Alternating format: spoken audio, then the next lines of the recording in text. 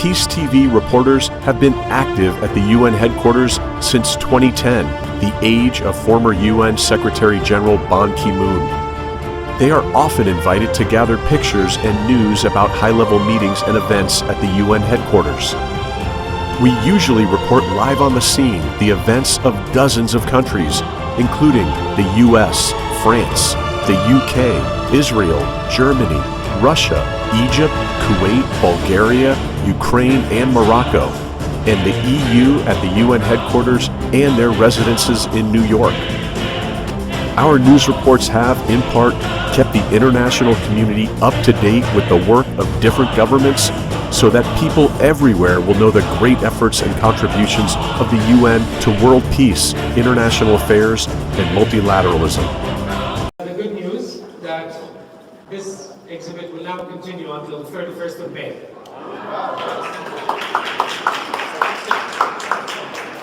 So if you know of anyone that you wanted to see, this is not the last week. You have one more month. So please spread it around.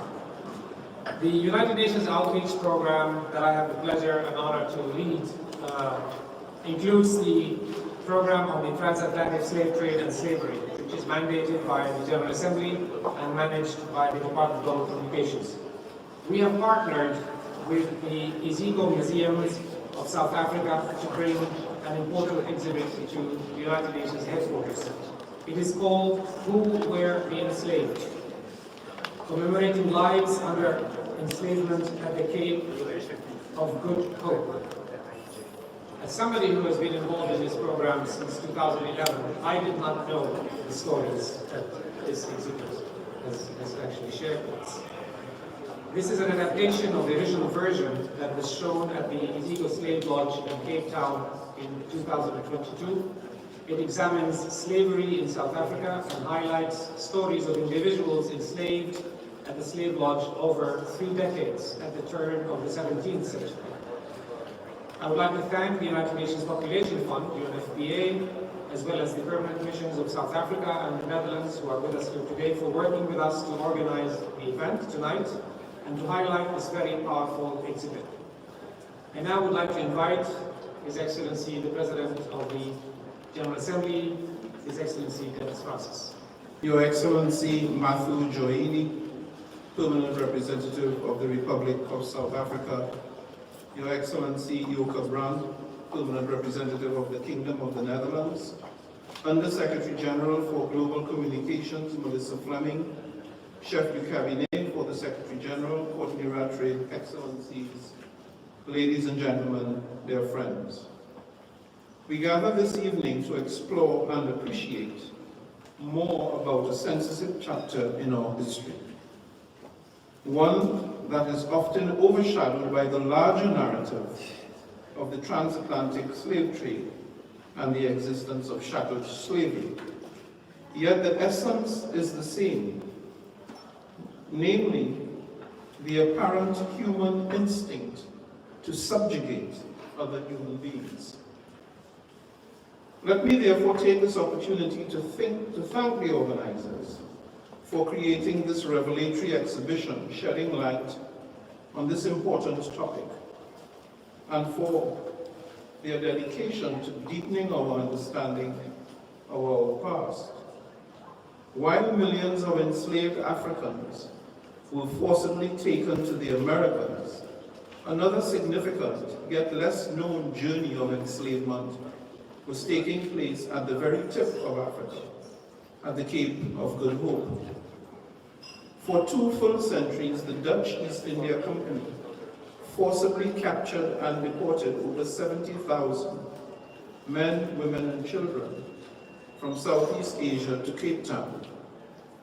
These individuals suffered immense injustice and unimaginable hardships under the harsh overlordship of their captors and masters.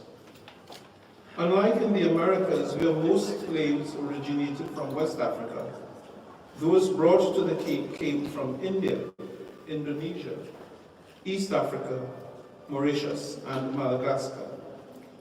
Upon arrival, they were stripped of their identities, often remained after the month they arrived, or their country of origin, and more alarmingly, reduced to commodities.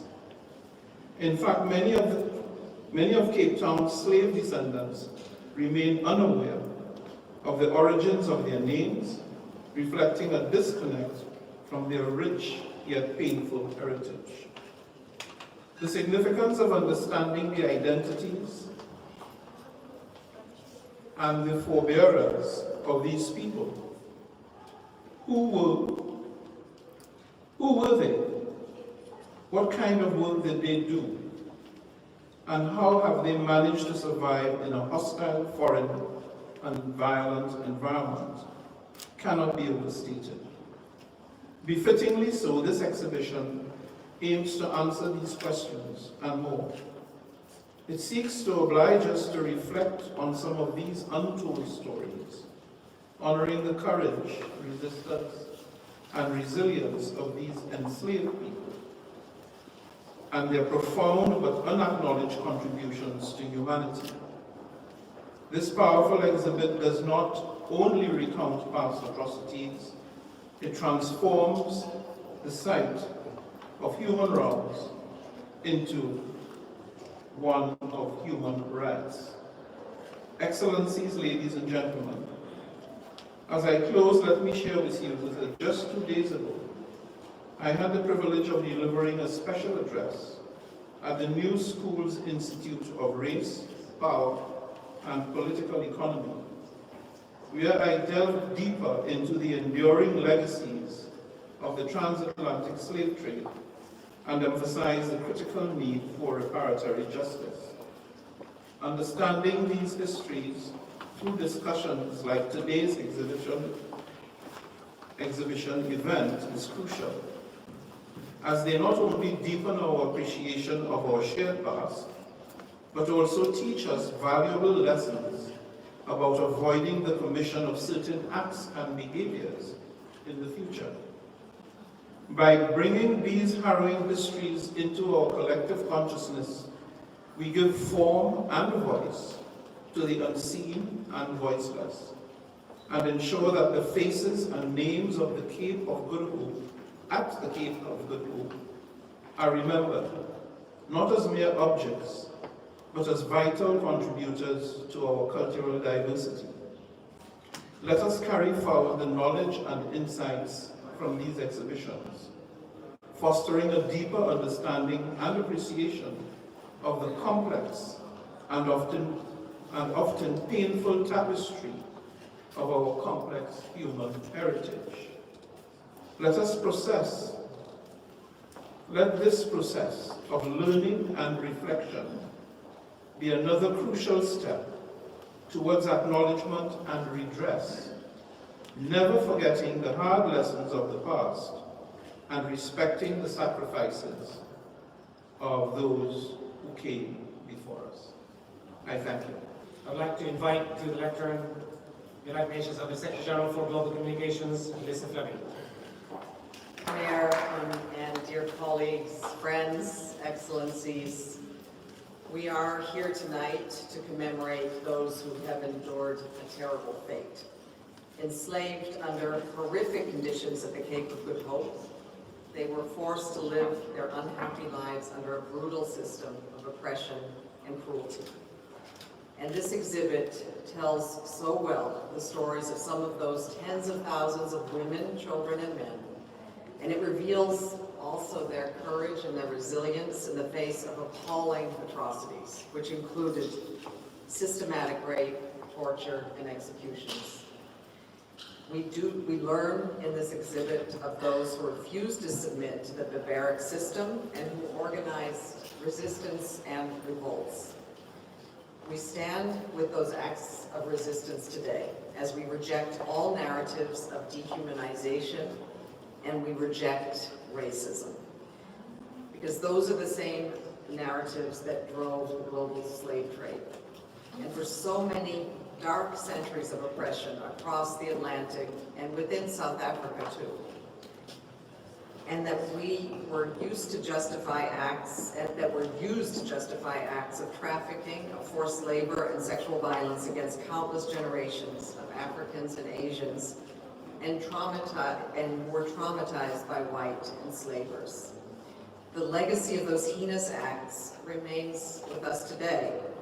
We see it still in prejudice and discrimination, in poverty, and in violence that plagues our troubled world. And it was this sad truth that we acknowledged last month when we observed the International Day of Remembrance of the Victims of Slavery and the Transatlantic Slave Trade, and reflected also on this year's themes of freedom, justice, and countering racism. One thing is clear: until the legacies of slavery are addressed, our world will never be truly free. Acknowledging and seeking forgiveness for past wrongs can never negate them, but it may help to create the space to begin working together, to heal intergenerational trauma, to repair fractured societies, and build a more just world. This work is vital and it's also urgent, and it begins, as always, with remembering and with honoring and preserving this history, which is what makes this exhibit such a powerful contribution to that work. So as you walk around and study and observe the exhibit, and learn about the shocking stories of those who suffered under slavery, I invite you all to take a moment to reflect on how far we still have to go to address this terrible legacy, but also on how you and we can make a bigger impact on that work. Thank you.